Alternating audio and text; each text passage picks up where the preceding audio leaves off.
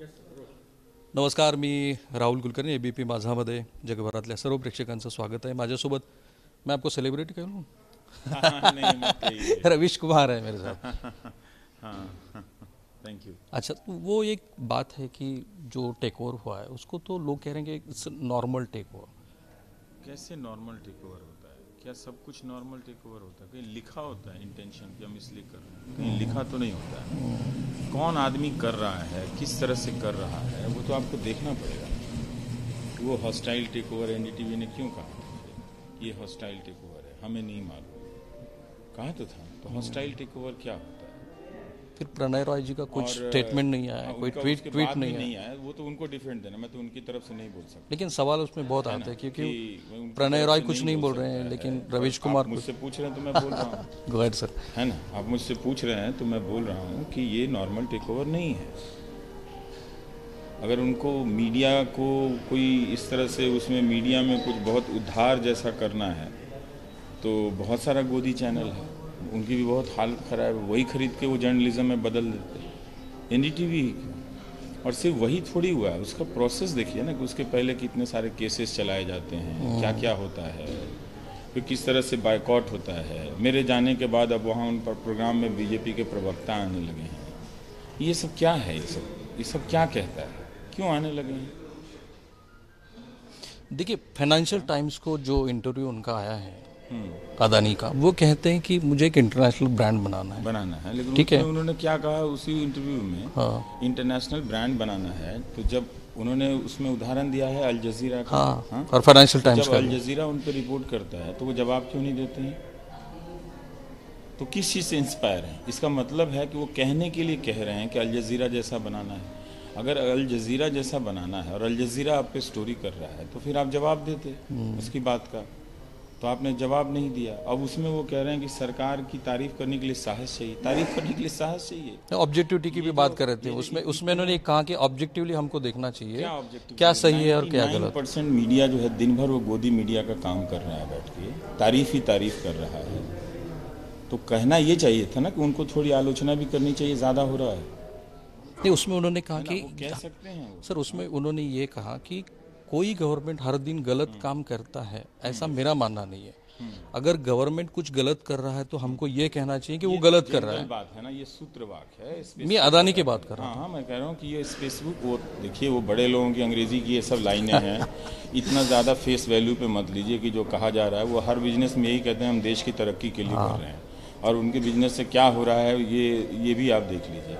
अगर वो मीडिया में इस तरह का वैल्यू क्रिएट करना चाहिए तो IPMF है, वो जो बेंगलुरु से संस्था चलती है, उसने कितने छोटे छोटे इंडिपेंडेंट मीडिया को खड़ा करने में मदद किया है ना। उसमें भी तो उद्योगपति लोग हैं, उसमें भी सेठ लोग हैं, वैसे भी लोग हैं। तो वैसा तो इनका इंटेंशन नज़र नहीं आता है। तो ये जो कह रहे हैं और इन्होंने जो कर क्या रहे हैं, दैनिक जागरण में जो इंटरव्यू दिया वो आप देखिए ना, front page pay feature interview किससे कहते हैं आपको नहीं मालूम है? बताना पड़ेगा हम पत्रकारों को कि क्या होता है, जिसमें रिपोर्टर का नाम नहीं है।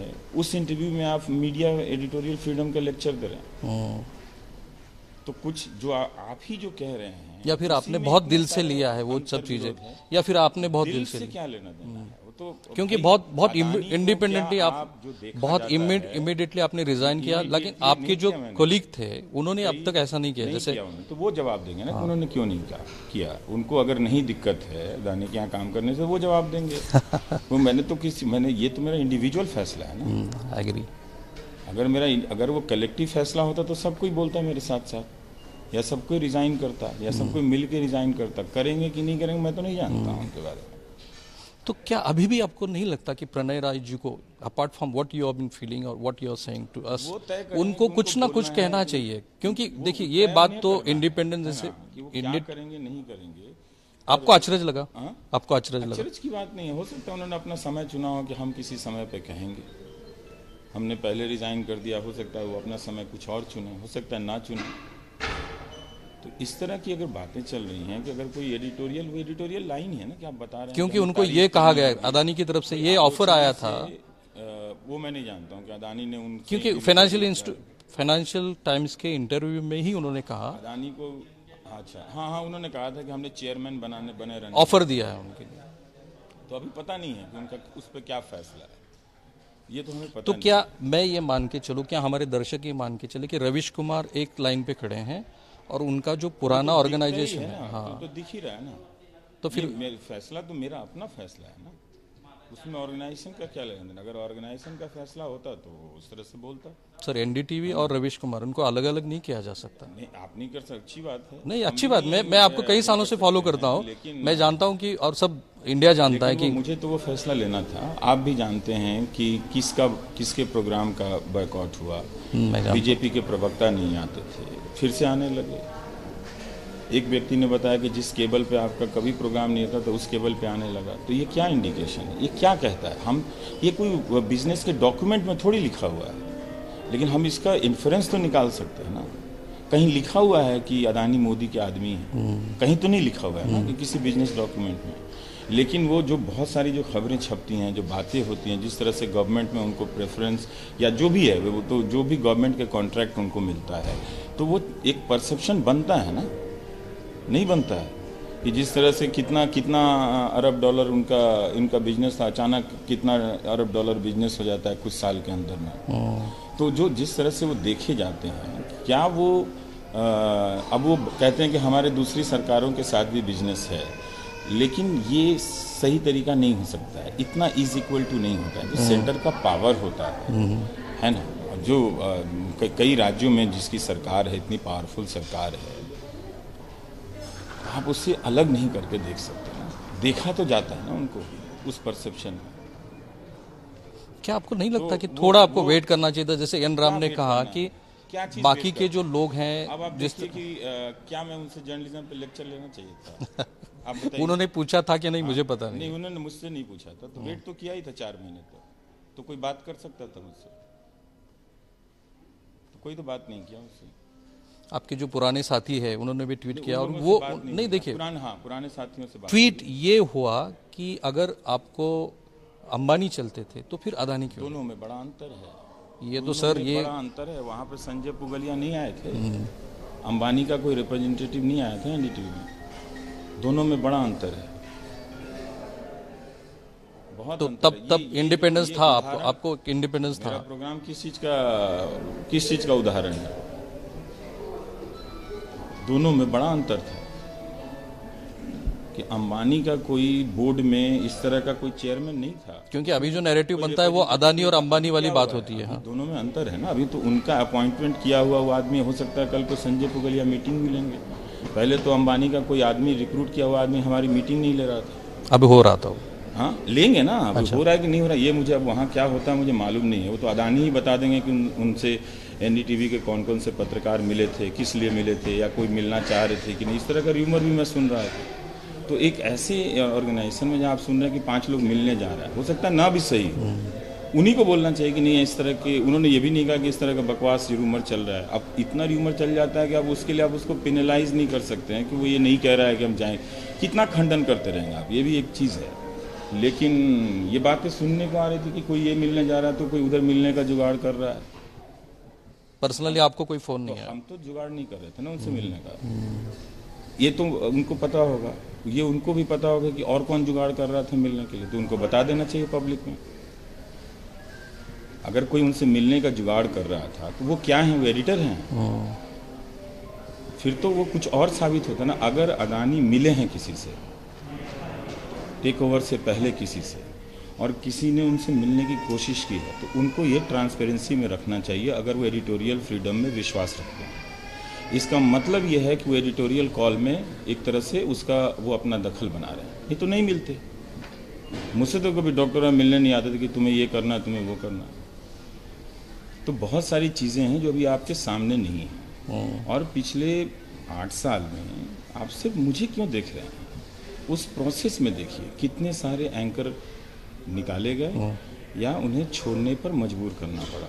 ठीक, कितने सारे इंडिविजुअल पत्रकारों को जेल में डाला गया, हाँ, उनको ट्रोल किया गया, जिसमें महिला पत्रकार भी हैं। तो ये होता ही इंडिविजुअल लेवल पे। तो उस प्रोसेस में देखेंगे तो किसी को कोई शक नहीं होना चाहिए कि इस तरह के बड़े डील से किस किस को ये साइलेंस करा रहे हैं। अगर कोई नहीं देखना चाहता है तो उसकी अपनी मर्जी, ना देखे। लेकिन अब पिछले 8 साल में कोई हम पहले नहीं है ना। मेरा तो कोई इतना बड़े बड़े अखबार है हिंदी के, किसी ने फ़ोन नहीं किया कि मेरे यहाँ का कॉलम लिख लो। क्या मैं 2000 रुपये का कॉलम भी लिखने लायक नहीं हूँ? तो ये क्या है? हाँ? फिर एक इंडिविजुअल को आप ब्लॉक कर रहे हो ना, उसको एक प्रोफेशनल ड्यूटी से परफॉर्म करने में। उसके लिए ऐसे हालात खड़ा कर दे रहे हो कि जाके फिर क्या मैं बीजेपी के दफ्तर में नौकरी करूँगा?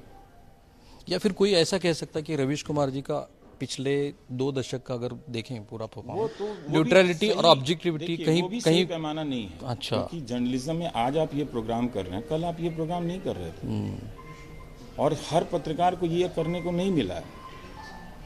तो जब मिला है उसके बाद ही आप देख सकते हैं, हम पहले का उसमें कैसे देख सकते हैं? फिर कोई ऑब्जेक्टिविटी वाली, न्यूट्रलिटी वाली बात नहीं। ऑब्जेक्टिविटी कैसे दिखा जाएगा? अभी आप इंटरव्यू कर रहे हो तो इसका फैसला होगा ना कि ये इंटरव्यू सही है कि गलत है। कंप्लीटली ये हम जाके पीछे वाला जो कल वाला इंटरव्यू था उससे मिला के देखें हम आपको। एक हद तक मान लीजिए देख भी लेंगे कि आप उससे चलिए बहुत गुस्से में बात कर रहे थे, हमसे आप मीठे मीठे बात कर रहे हैं इस तरह से। लेकिन अगर मान लीजिए वो इंटरव्यू नहीं होता, यही आपका आज का पहला इंटरव्यू होता, तो क्या मैं आपको नहीं, मैं आपको इंटरव्यू करने आता है कि नहीं? सर, क्या मैं आपको ये सवाल पूछूं कि रवीश कुमार ऑब्जेक्टिव हैं, न्यूट्रल हैं? कैसे नहीं ऑब्जेक्टिव है? ऑब्जेक्टिव ही थे, तभी तो बीजेपी के प्रवक्ता नहीं आते थे ना। उन्हें पता था कि ये सवाल पूछ देगा और उनके पास जवाब नहीं था। ये हो सकता है कि उनको लगता होगा कि पिछले 8 साल में रवीश कुमार ने जो बताया वो सिर्फ निगेटिव पॉइंट पे चल रहा था, जबकि देश और लोग अलग सोच रहे थे। सर, यही वो जनरल वाली बात है। हर प्रोग्राम प्रोसेस फैक्ट्स के साथ बैक था। आप इंडिविजुअल प्रोग्राम लेके बताओ कि किस में क्या नेगेटिव है, किस में नहीं। जो सुशांत सिंह राजपूत के केस में हुआ, एज ए जर्नलिस्ट आप भी मानते होंगे। हाँ, मैं बिल्कुल मानता हूँ। 3 महीना तक चला। हाँ, एग्जैजरेशन हुआ। क्रिटिसाइज कर रहे हैं 4 प्रोग्राम बना के, वो नेगेटिव प्रोग्राम है। लेकिन क्या आपको एक ही बात बतानी चाहिए? अगर मैं आपसे ये सवाल, सर मैं थोड़ा अलग सवाल करता हूँ। आर्यन खान के साथ जिस तरह से उन लोगों ने किया, पूरा एक माहौल बनाया, तो उसमें मैं क्या बताता कि उस बच्चे के साथ ही बड़ा अच्छा कर रहा हूँ, उसमें पॉजिटिव है। जो आपने प्रोग्राम की बात कीजिए, किस प्रोग्राम में मैंने ज्यादा कहा है, किस प्रोग्राम में मैंने आउट ऑफ फैक्ट्स कहा? तो कभी आपने ये कहा कि ये अच्छी बात हुई नरेंद्र मोदी सरकार की? ये मेरा कहना 99% मीडिया जो दिन भर बैठ के कह रहा है उससे मैं रवीश कुमार की बात करता हूँ कि Ravish Kumar itself a very credible person, everybody knows him. जो भी मैंने आलोचना की वो सब्जेक्ट मैं चुनूंगा, लेकिन मैंने किसी भी चीज का एक तरह से आंख बंद करके कि विरोध करने के लिए विरोध नहीं किया। उसमें सरकार झूठ बोल रही थी तो उसके फैक्ट्स रखे हैं मैंने। जिस दिन सरकार झूठ बोल रही है, मेरा काम है उसी दिन उसको बताना, ना कि उसने सड़क में 1 किलोमीटर सड़क में कोलतार बिछाया है वो दिखाना। आप चाहते हैं ये करने के लिए? तो कोई दर्शक सर, लेकिन कोई दर्शक अगर गलत बोल रहा है, झूठ बोल रहा है, उसका फैक्ट चेकिंग ना करके कि एक किसी हाईवे पर 1 किलोमीटर कोलतार बिछा, वो मैं दिखाऊं, तो वो फिर आप लोग क्यों नहीं दिखा दे रहे हैं? कोई दर्शक अगर बाकी जो इतने सारे गोदी मीडिया के जो चैनल हैं जो 9 बजे चलते हैं हिंदू मुस्लिम वाला, वो क्यों नहीं दिखा दे रहे हैं कि आज 1 किलोमीटर कोलतार बिछाया गया है, आज एक सड़क बनी है, आज एक स्कूल बना है? वो दिखाए ना फिर, अगर सरकार ने कुछ किया है तो कोई दर्शक अगर ये माने। देखिए सर, पूछिए कि जिन पर लाखों रुपए के आपने बात कही उसमें वो क्या नेगेटिव दिखा रहे हैं? एक सवाल नहीं कर रहे हैं, सारी खबरों को सप्रेस कर रहे हैं।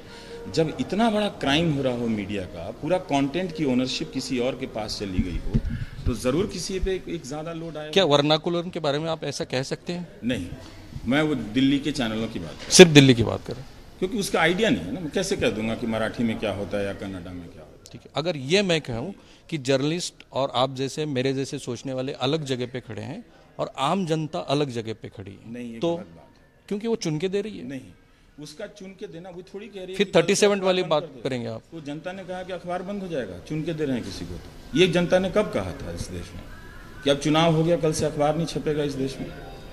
फिर तो टीवी बंद हो जाना चाहिए ना। उसने वोट दे दिया है, जनता तो दे रही है। तो जनता ये थोड़ी कह रही है कि आप जाकर चाटुकारिता कीजिए, उसका प्रॉब्लम मत दिखाइए, वो महंगाई से मर रही है, उसका बच्चों का DU का देख लीजिए आप। दिल्ली यूनिवर्सिटी का सेशन कितना लेट हुआ इस बार?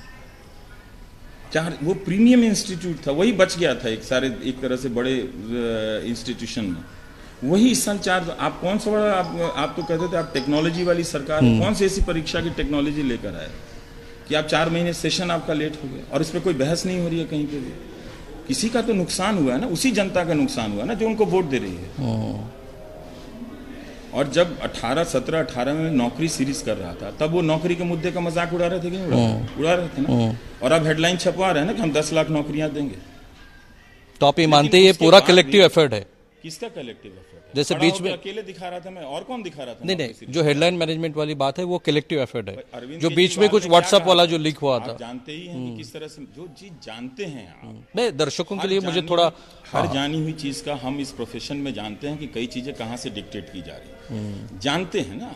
मैं शायद वर्नाकुलम में और रीजनल लेवल पे उतना शायद नहीं होता होगा, क्योंकि आप दिल्ली में बैठे हैं। आप बता सकते हैं क्योंकि वो होता है कि नहीं होता है, लेकिन नहीं होता तो बहुत अच्छी बात है। मुझे लगता है उस लेवल पे नहीं है, बहुत अच्छी बात है। मेरा कोई आइडिया नहीं तो मैं उसमें नहीं बोल सकता हूँ, लेकिन मैं हिंदी का बोल रहा हूँ। जिन प्रदेशों से आता हूँ बोलता हूँ, वहाँ के अखबारों को देख के बोल रहा हूँ। अगर आपको लगता है तो आप उसमें जाके देख लीजिए भारत जोड़ो यात्रा की खबरें कहाँ हैं। रीजनल में अच्छी चली, फिर वही बात आप कह रहे हैं चली है। अच्छी बात है, चलिए। तो हमने खुद चला, आप जाके आप यूपी बिहार के अखबारों को ढूंढ के देखिए उसमें फिर असेसमेंट कीजिए कि क्या छपा है कि नहीं छपा है। अच्छा, मैं ऑन रिकॉर्ड आपका थैंक यू कहना चाहता हूँ। जब मुझे महा विकास आघाड़ी गवर्नमेंट ने अरेस्ट किया था, you were the first journalist कि आपने मेरे सपोर्ट में एक ट्वीट किया था। आपने कहा था ये गलत बात है, क्योंकि उसके पहले मैंने 4 दिन पहले वाधवान मामला निकाला था, और पूरा लॉकडाउन जब था तो वाधवान का हमने जब एक्सपोज किया कि किस तरीके से वाधवान को मुंबई से फिर महाबलेश्वर लाया गया। तो मेरा मानना यह है कि गवर्नमेंट चाहे कोई भी हो, बीजेपी की हो, कांग्रेस की हो, चलती रहेगी। लेकिन तो मेरा सवाल बिल्कुल सही, मैं मानता हूँ। आप पीछे पहले की सरकारों से या ऑपोजिशन रूल्ड सरकारों से तुलना करके देखिए, धार्मिक विद्वेष जो फैला रहा है वो देश के लिए अच्छी बात नहीं है, ये तो सही है। और सिर्फ धार्मिक विद्वेष नहीं फैला रहा है, खबरों को का खोजना बंद कर दिया गया। सिर्फ हिंदू मुस्लिम एजेंडा नहीं चल रहा है, जो खबरों को गायब किया जा रहा है उसे भी समझना है। ये हो सकता है कि आज कोई कह दे कि हम हिंदू मुस्लिम नहीं करेंगे, तो इसका मतलब ये नहीं कि वो जर्नलिज्म कर रहा है। जर्नलिज्म तब करेगा जब वो सरकार से सवाल करेगा। वो उसकी जब क्या वो कहेगा ठीक है आप हिंदू मुस्लिम नहीं करते हैं, लेकिन गृह मंत्री अमित शाह कहते हैं कि प्रधानमंत्री मोदी ने यूक्रेन और रूस के राष्ट्रपति से बात करके युद्ध रुकवा दिया। तो क्या आप इस पर डिबेट करेंगे कि वो झूठ बोल रहे हैं? शायद हो सकता है टीआरपी के लिए भी कुछ कर रहे हैं। नहीं, वो उसका बहाना नहीं है। अच्छा, टीआरपी का तो फिर मेरे ऊपर भी लागू होता है ना। नौकरी सीरीज में तो कोई टीआरपी नहीं है, वो तो मैं 3 महीने तक कर रहा था। आप यूट्यूब में जाके देखिए, उसका कोई व्यूज नहीं है। 4000 5000 व्यूज है, वो बहुत कम व्यूज है, लेकिन कर तो रहा था ना। और आज लगा 6 साल लग गए, लेकिन आज वो मुद्दा है ना, हर किसी के मैनिफेस्टो में है कि नहीं। इसका फायदा किसको हुआ? मुझे हुआ, मेरी तो नौकरी चली गई। नौकरी की बात करते चली गई, आपने छोड़ दी। आप देखिए, इस्तीफा जो होता है सब दो अलग चीज, निकाला नहीं जाता है, हालात भी रचे जाते हैं कि आप यहाँ नहीं रह सकते हैं। इतना हमें भोला नहीं बनना है कि आपके बगल में उस तरह के लोगों को बिठा दिया जाए कि क्या आप सहज हो जाएंगे से। इतना हमें भोला बनना है। चलिए, आपको जर्नलिज्म के जितने भी स्टूडेंट है, समय भी नहीं है। हाँ ठीक है, वो आपको बहुत एक्सटेंसिवली फॉलो करता है। अब मैं जब भी बात करता हूँ तो मैं ऑब्जेक्टिविटी और न्यूट्रलिटी की बात करता हूँ। तो अगर आपको कोई देख रहा है और बहुत बारीकी से आपको फॉलो करता है, चलते फिरते ये राष्ट्र के नाम संदेश नहीं युवाओं को प्रेरणा, क्योंकि ये डेली का स्ट्रगल है। मैं जर्नलिस्ट की बात कर रहा था। अल्टीमेट पैरामीटर्स नहीं है, तो हम रोज स्ट्रगल कर रहे हैं अपने बेंचमार्क के लिए कि हमारा आज के टाइम में कोई भी जर्नलिस्टिक बेसिक बेंचमार्क बनाना, आप जानते हैं कुलकर्णी साहब कि कितना मुश्किल है, कितना मुश्किल कर दिया गया। ये सबको पता है, ये जो उनके वोटर हैं उनको भी पता है। मुझे बीजेपी के समर्थकों ने भी मैसेज किया है, उनके नेताओं ने भी किया कि गलत हुआ है। एक आदमी बोल रहा था बोलते रहना चाहिए था, उनको भी लगता है कि गलत हुआ है। तो ये जो उनका जो ये उद्योगपतियों का जो लाइन है कि नहीं हम तो जैसे दान में दे सकते हैं। आपको पता है ना, अगर मुझे दान में देना है तो जो आपके कर्मचारी हैं उनकी सैलरी बढ़ा दो ना। जो इस तरह के जो अमीर लोग होते हैं, चूज कहीं और से रहे होते हैं, लेकिन वो 4 लोगों पे कृपा भी करते हैं, तो वो 4 लोगों के पर्सपेक्टिव में वो हमेशा दयालु होते हैं।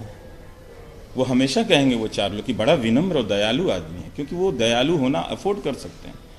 वो आपको तुरंत कहेंगे अच्छा आप पैदल आए, हम अभी 2 मिनट में आपको मर्सिडीज भेज देते हैं। आप कहेंगे बड़े दयालु हैं, हमसे पैदल चलते हुए नहीं देखा गया।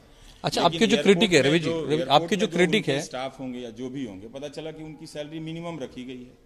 आपकी जो क्रिटिक है वो कहते हैं कि गोदी मीडिया का जो टर्मिनोलॉजी है उसकी वजह से एक कंधा मिल गया रवीश कुमार जी का, और जो अपोजिशन पार्टी थी, जो अपोजिशन पार्टीज थी वो भी बिल्कुल ऐसी हो गई कि उनको लगता है कि ट्वीट के द्वारा और फिर गोदी मीडिया वाला जो नैरेटिव है उसको आगे चलाए। किया वो अपना करे अपना भरे, उसमें मेरा क्या है। मैंने एक सही समय पे बता दिया कि आप लोकतंत्र का मर्डर करके बिजनेसमैन होने का गुमान नहीं चला सकते। इस देश के बिजनेसमैन बड़े शानदार लोग हैं, ये बताने की ज़रूरत नहीं है क्या क्या प्रोडक्ट बना के दुनिया में कहाँ कहाँ भेज रहे हैं, वो भी एक बिजनेस है ना, कर रहे हैं ना वो लोग। मैं तो सबको नहीं ख़राब कर रहा हूँ, लेकिन ये जो 4 चैनल के लोग जो बिजनेसमैन बन के अपने आप को सो कॉल्ड सेठ समझते हैं, उनको बताना ज़रूरी था कि ये गोदी मीडिया वाले हैं, ये अच्छा काम नहीं कर रहे हैं।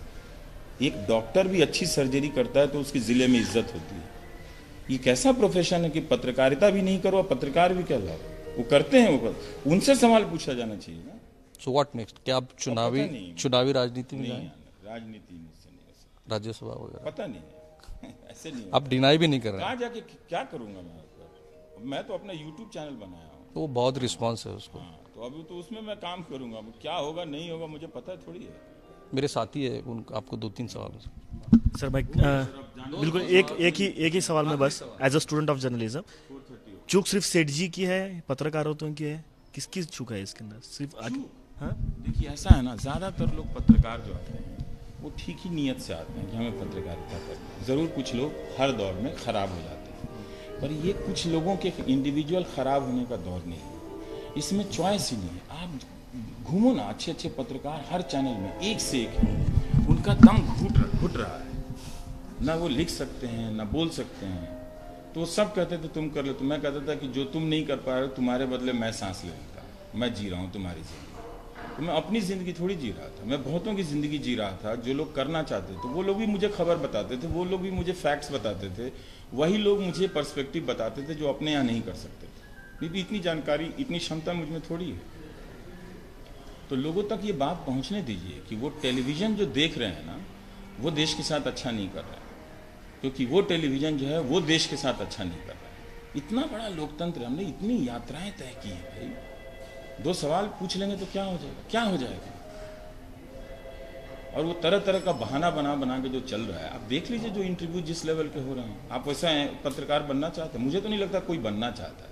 क्या वो फ्यूचर ऑफ जर्नलिज्म क्या होगा? फ्यूचर ऑफ जर्नलिज्म अच्छा नहीं है, कहीं कहीं उसके वो फूट रहे हैं, लेकिन कोई इंडिविजुअल जर्नलिस्ट कर रहा है, कोई छोटा सा ऑर्गेनाइजेशन कर रहा है, लेकिन हमें हमारा फोकस ये जो मेन स्ट्रीम मीडिया है उससे नहीं हटाना चाहिए। चलिए, मेरा आखिरी सवाल नहीं हटाना चाहिए, क्योंकि सबसे ज़्यादा ऐड का पैसा उसमें जा रहा है।